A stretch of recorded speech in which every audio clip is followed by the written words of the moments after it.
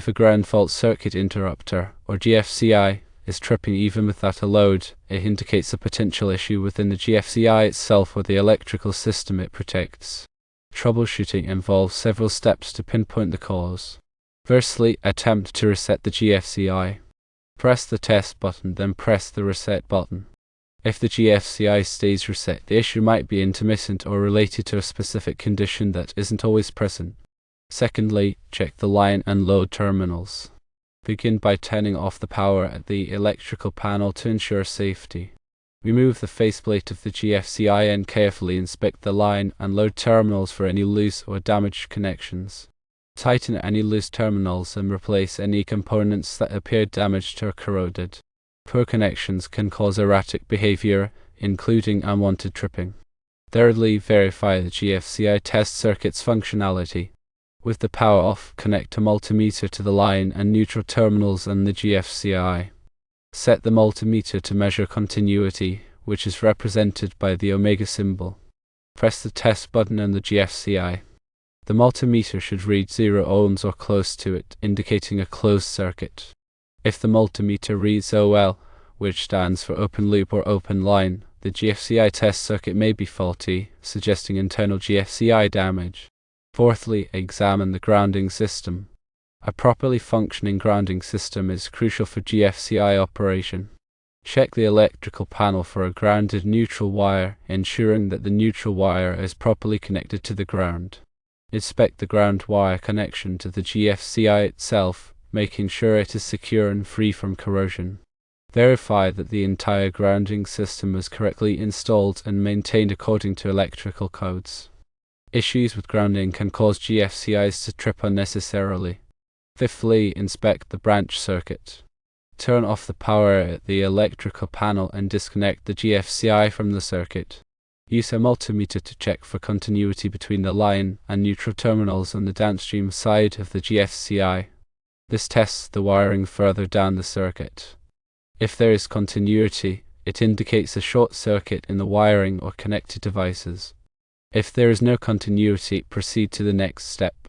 Sixthly, rule out other electrical issues within the recreational vehicle. Check for any other electrical problems such as faulty appliances or damaged wiring in other parts of the RV. Address any other issues found before replacing the GFCI, as these could be contributing to the tripping problem. For example, a damaged appliance with a ground fault could cause the GFCI to trip even when it's not directly connected to the GFCI outlet. Understanding how GFCIs work can help in troubleshooting. A GFCI constantly monitors the current flowing through the line and neutral wires. If there is an imbalance, meaning some current is leaking to ground, the GFCI trips, cutting off power to prevent electrical shock. This imbalance can be caused by faulty wiring, damaged appliances, or moisture. When troubleshooting, consider environmental factors. Moisture can create unintended paths for electricity, leading to ground faults. Check for any signs of moisture near the GFCI outlet or in the wiring. If moisture is present, dry the area thoroughly and retest the GFCI. In recreational vehicles, vibrations from driving can loosen connections over time. Regularly inspect electrical connections, especially in areas prone to vibration. Also, rodents can damage wiring, causing shorts or ground faults. Look for signs of rodent activity and inspect wiring for damage. When using a multimeter, ensure it is properly calibrated and set to the correct range. Incorrect settings can lead to inaccurate readings and misdiagnosis. If you are not comfortable working with electricity, consult a qualified electrician. Electrical work can be dangerous, and it's always best to err on the side of safety. Replacement GFCIs should be of the same type and rating as the original. Using an incorrect GFCI can lead to safety hazards or malfunction. When replacing a GFCI, follow the manufacturer's instructions carefully. Ensure that all connections are secure and that the wiring is properly routed. After replacing the GFCI, test it by pressing the test button and verifying that it trips. Then press the reset button to restore power. If the GFCI continues to trip after all troubleshooting steps have been taken and other electrical issues have been ruled out, the GFCI is likely faulty and should be replaced. Consider the age of the GFCI. GFCIs can degrade over time, especially in harsh environments. If the GFCI is old, it may be more prone to malfunction. If you suspect the GFCI is faulty but are unsure, try swapping it with a known good GFCI from another location in the RV, if possible. This can help confirm whether the issue is with the GFCI itself or with the circuit it protects. Remember to turn off the power before swapping GFCIs. Another factor to consider is the load on the circuit. Although the GFCI is tripping without a load, it's possible that other devices on the same circuit are contributing to the problem. Try disconnecting other devices from the circuit and see if the GFCI stops tripping. If so, one of those devices may be the cause. If you are using an extension cord with the GFCI outlet, make sure the extension cord is in good condition and properly grounded. Faulty extension cords can cause GFCIs to trip. Also, be aware of the type of GFCI being used. There are different types of GFCIs, such as those designed for use in damp locations. Make sure you are using the correct type of GFCI for the environment. When troubleshooting, it's helpful to have a wiring diagram of the RV electrical system. This can help you trace the wiring and identify potential problem areas. If you don't have a wiring diagram, you may be able to find one online or in the RV owner's manual. If you're still having trouble troubleshooting the GFCI, consider consulting a qualified RV technician. They have specialized knowledge and experience in RV electrical systems and can quickly diagnose and repair the problem. Remember to always prioritize safety when working with electricity. Turn off the power before working on any electrical components, and use appropriate safety gear such as insulated gloves and eye protection. If you are not comfortable working with electricity, consult a qualified electrician.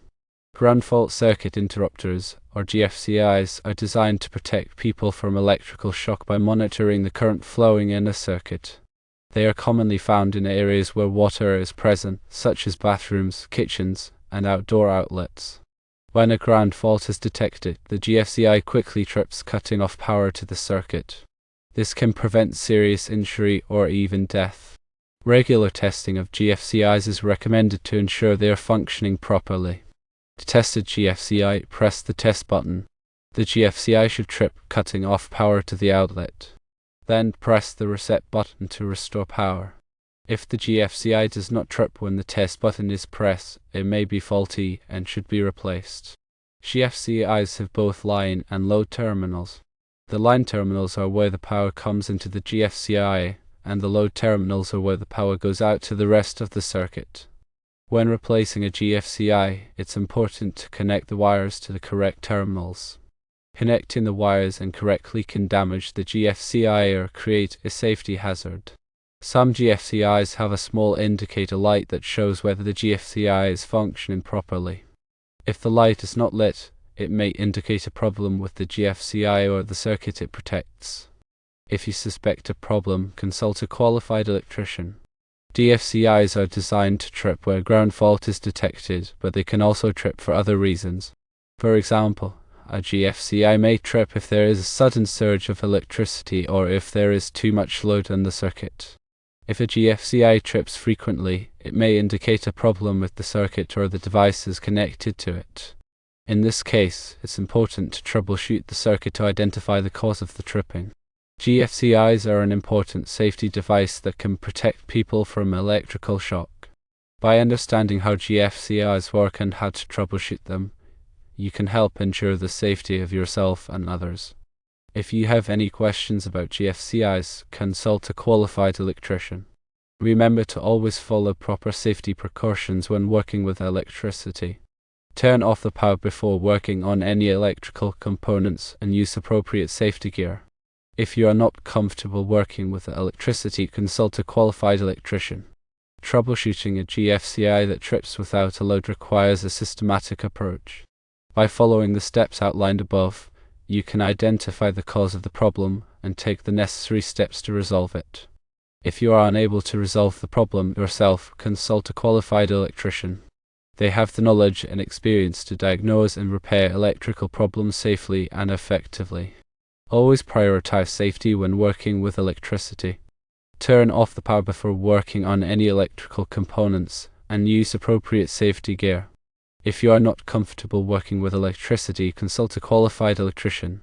GFCIs are an essential part of any electrical system, and it's important to keep them in good working order. By following these troubleshooting tips, you can help ensure the safety of your home or RV. Always remember to consult a qualified electrician if you have any questions or concerns about electrical safety. And remember, this is all for information purposes only and is not meant to substitute the advice of a qualified professional.